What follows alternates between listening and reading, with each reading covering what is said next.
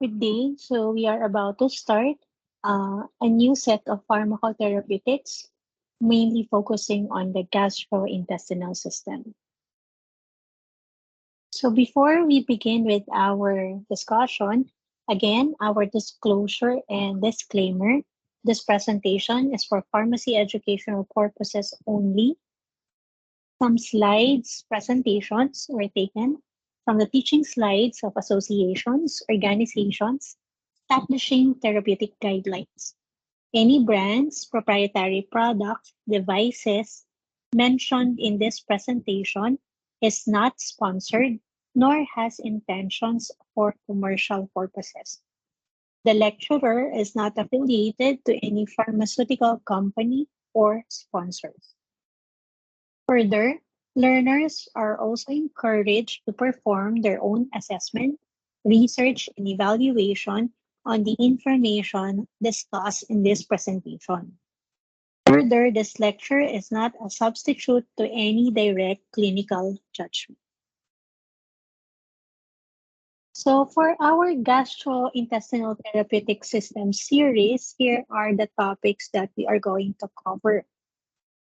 First, we have constipation and diarrhea, gastroesophageal reflux disease or GERD, viral hepatitis, inflammatory bowel disease, nausea and vomiting, pancreatitis, and peptic ulcer disease. However, for the purposes of the batching of this discussion, we are first going to cover constipation and diarrhea, gastroesophageal reflux disease, and peptic ulcer disease. So let's begin with constipation. Based on the American Gastroenterological Association, constipation is defined as a difficulty or infrequent passage of stool. At times, it is associated with straining or a feeling of incomplete defecation. In other references, more specific definition or characterization of constipation includes fewer than 3 stools per week for women and 5 stools per week for men. This is despite of high residue diet or if there is a period of more than 3 days without a bowel movement, straining at stool more than 25% of the time, or if there are 2 or fewer stools per week. Straining at defecation and less than 1 stool daily with minimal effort can also be considered constipation. For the pathophysiology of constipation, here are 4 areas that we are going to focus. The types of constipation, common causes, diseases that induce constipation, and also drug-induced constipation. For the types of constipation, we have primary constipation, which is basically idiopathic, meaning that it occurs without an underlying identifiable cause. And the second is secondary constipation, which is a constipation with associated cause. Commonly, this secondary constipation is associated with an intake of constipating medications, a change in lifestyle or lifestyle factors, or other medical disorders. In this case, secondary constipation is not considered a disease, but a symptom of an underlying disease or problem. Next is, what are the common causes of constipation? There are several reasons why constipation occurs. So among which is if the person has a low fiber diet, it can also include those with inadequate fluid intake and those with decreased physical activity.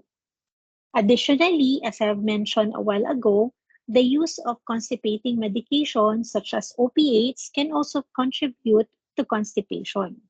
There are also instances that constipation may be associated with psychogenic origin.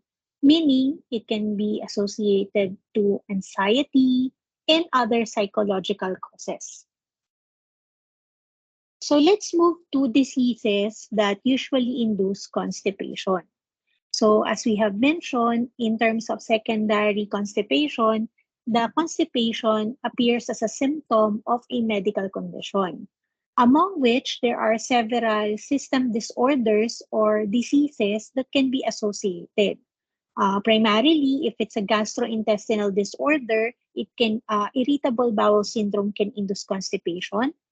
Another is diverticulitis, other upper and lower gastrointestinal tract diseases, hemorrhoids and hernia, including anal fissures, ulcerative proctitis. Tumors can also be a cause of secondary constipation, syphilis, tuberculosis, lymphogranuloma, and Hirschsprung disease. I think I've mentioned that correctly. Now, we can also associate some endocrine disorders or metabolic disorders, such as diabetes mellitus, especially those with neuropathic manifestations, hypothyroidism, pheochromocytoma, which is a type of secondary hypertension. We can also associate it with hypercalcemia or an increased calcium in the blood levels, and enteric glucagon excess. We can also note pregnancy as one of the possible causes of constipation. Although it is not a disease, the occurrence of pregnancy can attribute to a compressed gastrointestinal tract as the fetus grows in the um, uterus of the mother. Sorry for that. And then we can have cardiac disorders such as heart failure, neurogenic constipation such as head trauma, sinus tumors, possible spinal cord injury, cerebrospinal accidents, and Parkinson's disease. Now, for the psychogenic causes that I've mentioned a while ago, it can include, again, anxiety, irritability, stressful life events. And normally, these psychogenic causes are associated with childhood constipation. Now, for the drug-induced constipation, we have several medications that are attributed to causing constipation. Here is a list of the drugs. We have analgesics, anticholinergics, such as the following on the list. We also have antacids containing calcium carbonate or aluminum hydroxide. Basically, aluminum causes constipation. This is the same reason why some of our antacids are formulated as a combination of aluminum and magnesium. Because on the contrary, magnesium causes diarrhea. So combining them, the concept is to counteract the adverse effects of each other. We can also have barium sulfate, which is a contrast media. We have calcium channel blockers, which are heart medications, clonidine, diuretics, ganglionic blockers. Now, normally those that affect the sympathetic, parasympathetic, iron preparations, muscle blockers such as tubocurarine and succinylcholine, our NSAIDs or non-steroidal anti-inflammatory agents, and we have polystyrene sodium sulfonate. Polystyrene sodium sulfonate is basically a drug used to treat hyperkalemia. So we also call it as potassium removing agents. Now for the clinical presentation of constipation, let's focus on the signs and symptoms. So constipation would include infrequent bowel movements. Normally, it's less than 3 times per week, or like what I've mentioned in terms of female and male occurrences of constipation. Stools that are hard, small, or dry. Difficulty or pain of defecation, and a feeling of abdominal discomfort or bloating. So presence of gases in the stomach, and incomplete evacuation. So normally in the assessment of this stool, we use a chart. This is the Bristol stool chart, wherein the characteristic of the stool is classified into different types. So for type 1, this is constipation stool. So this is characterized by separate hard lumps. Type 2 constipation stool are synonymous to sausage shaped but firm and lumpy. Type 3 is a normal stool together with type 4, which has just differences in terms of the thickness and the texture of the stool. Now, further into the classification, we can see the characterization for stools attributed to diarrhea. We have the stool that lacks fiber are characterized as soft blobs with clear-cut edges. Diarrhea stool normally has mushy consistency, and diarrhea stool type 7 is basically watery in nature. We also have to look at the different alarm signs and symptoms. We have hematochezia, which is the passage of fresh blood per anus, usually in or with stools. We have melena.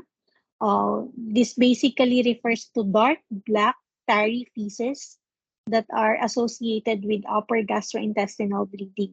Well, basically, the black color and the characteristic strong odor of a melena type stool is caused by the hemoglobin being acted upon by digestive enzymes and intestinal bacteria, including that the blood is exposed to the acid in the stomach.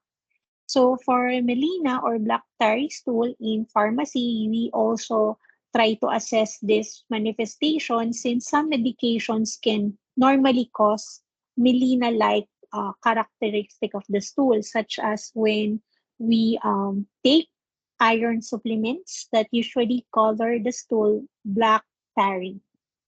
Then we also have to look at the family history of colon cancer, a family history of inflammatory bowel diseases because, as mentioned, these are diseases normally associated with constipation, anemia, weight loss, anorexia, nausea and vomiting, severe persistent constipation that is refractory to treatment, and of course, new onset or worsening constipation, especially in the elderly population, since there are a lot of factors that can contribute to the formation or to the development of constipation in the elderly. Likewise, we monitor for this one because this can also affect existing diseases or condition of the patient, especially cardiovascular related. Now, for the physical examination, normally a rectal exam is performed to assess the possible anatomical abnormalities that could have contributed to the constipation, such as rectal prolapse, hemorrhoids, or abnormalities of perianal descent. The doctor will also perform digital examination of the rectum if there would be fecal impaction, stricture, or rectal mass. So just to share, like for example, in veterinary, we normally assess this because there might be possibility of foreign body objects lodged into the gastrointestinal tract that might have contributed to the constipation. Now, in humans, that might be a rare occurrence, but that can be possibly considered, especially in children who are very fond of um, putting objects into their mouth and can accidentally ingest those objects and can somehow lodge into the gastrointestinal tract. And then for laboratory and other diagnostic tests, um, there's no specific laboratory testing recommended for constipation, but some can be performed depending on the signs and symptoms. Like, for example, if the signs and symptoms would be suggestive of organic disorder, tests that can be performed are thyroid function tests, electrolytes, glucose, and the like. So in patients with alarm signs and symptoms, those that I've mentioned a while ago, especially those associated with bleeding, the following diagnostic tests can be done. We have proctoscopy. This is a medical procedure normally being done with the use of proctoscope or rectoscope in another terms. And this is used to examine the anal cavity, the rectum, and the sigmoid colon. Another is the sigmoidoscopy. So it's again another procedure. And normally this is used to screen for colorectal cancer. And this is also can be considered as a diagnostic test for the possible presence of inflammatory bowel disease or IBD. We also have colonoscopy or coloscopy. This is a type of endoscopic examination, particularly of the large bowels and the distal part of the small intestines. So normally the apparatus would include a camera or a fiber optic camera that is flexible and is passed through the anus. So the equipment will have to navigate the large intestine to assess what are the possible causes of the constipation. So, some of the visual diagnoses that can be considered in colonoscopy are presence of ulcerations, polyps, and the like. And then, of course, we can also perform barium enema. So for the goals of treatment for constipation is first, we relieve the symptoms, especially in populations such as the elderly. So in order to avoid unnecessary restraining. Next is reestablish normal bowel habits and improve quality of life by minimizing adverse effects of treatments. So for the general approach to treatment, first thing that we have to consider are the general measures to manage constipation, meaning that would include dietary modification, especially if the patient has very low fiber intake. So we need to increase the amount of fiber consumed daily. So here for dietary modification. So again, the most important aspect to consider is to increase the amount of fiber to consume.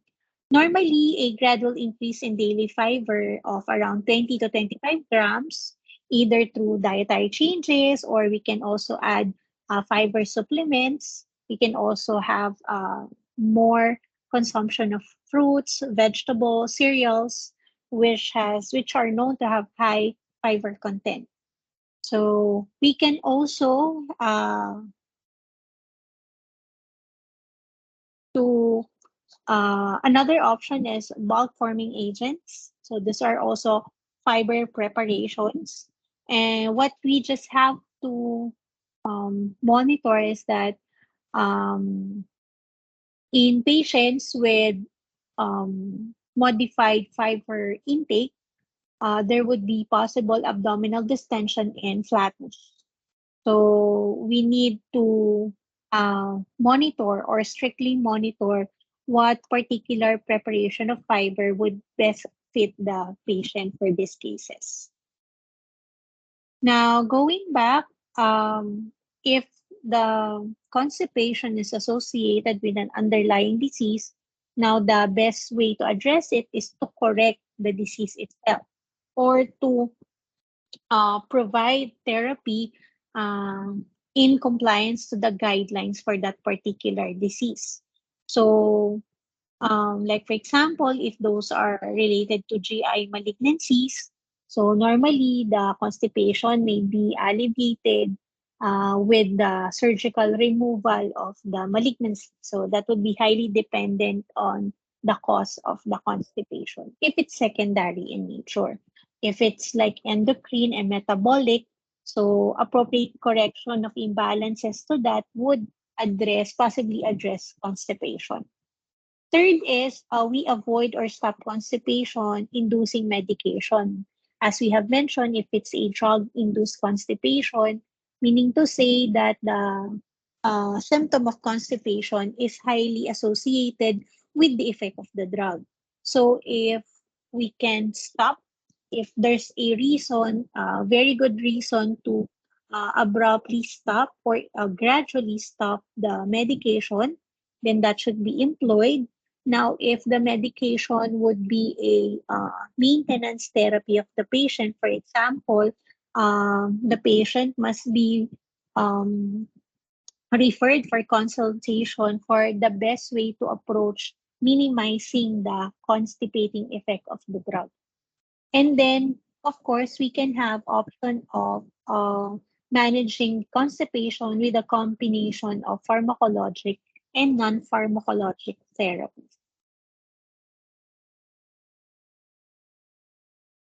So for the pharmacologic therapies, actually, we have a lot of options for this one. We have first the laxatives. So normally the laxatives that we use for constipation are divided into three main mechanisms. Those that soften the feces, including the bulk-forming laxatives such as docusades and lactulose. Second is those that result in soft or semi-fluid stools within 6 to 12 hours, such as Bisacodil and Senna. So these are fast-acting and those that would really provide a faster action with the mechanism of causing a water evacuation. And usually this acts within 1 to 6 hours. We have saline cathartics, castor oil, and polyethylene glycol. Normally, in practice, we would observe patients to be given the laxatives that usually cause soft or semi-fluid or those that are bulk forming. So we can also have for the dosage, of course, that would be highly dependent on the on the patient and the age range. So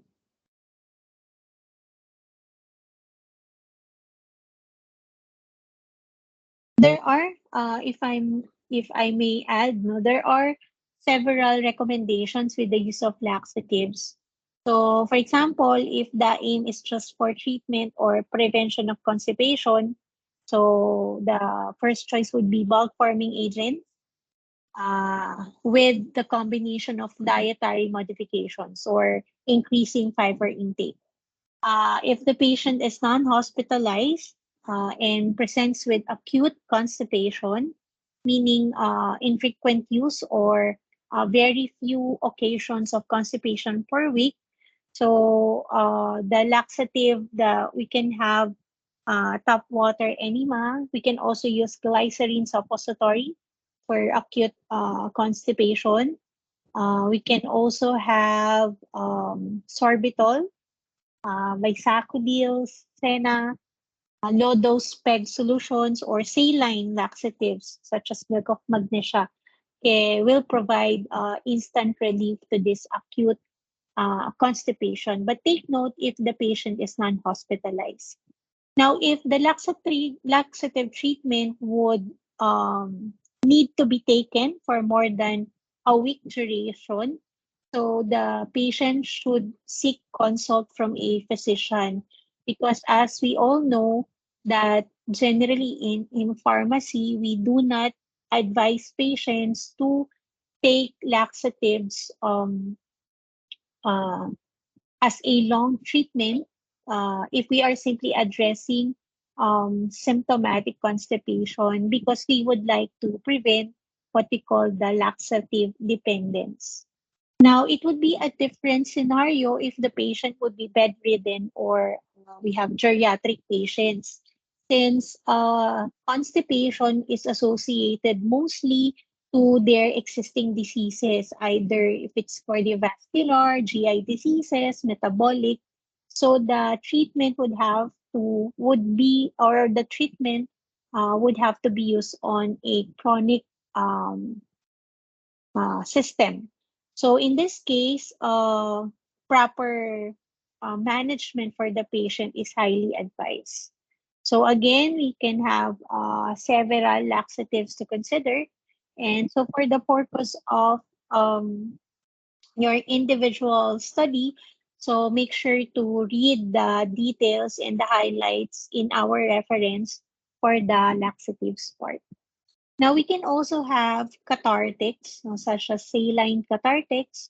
Those usually are can be given orally or rectally. And these agents are used primarily for acute evacuation of bowel or bowel rather.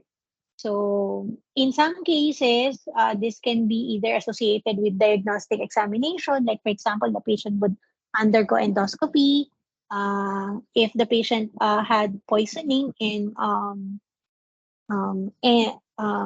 mean, evacuation of stool would help in halting or in decreasing the effect of the poison.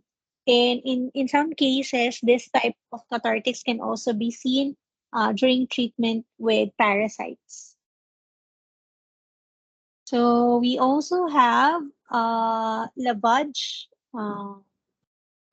solutions. So these are usually associated with enema. Then we have our lubiprostone and linaclotide. So these are new agents for the treatment of constipation and IBS. So normally, especially linaclotide, this can be used with the dose of 145 microgram, but it's not recommended for patients younger than 18 years old.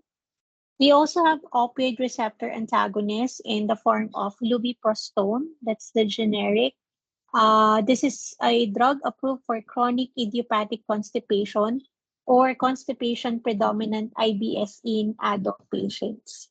We also have alvimopan to repeat.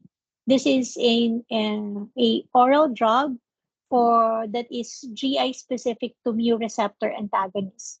So this is for the use of short-term therapy for hospitalized patients that would need accelerate recovery from bowel function. So those who underwent large or small bowel resection. And then we can also have methyl naltrexone. This is a mu receptor antagonist. This is approved for opioid-induced constipation. Okay. And then for other agents, we have tap water enema. So this is used to treat simple constipation. And appropriate dose can be found in our literatures. However, this should be used with proper technique and a person who is knowledgeable on how to administer the enema. So for this part, the lecture for constipation ends here. Again, these are the references used for this particular discussion. Thank you.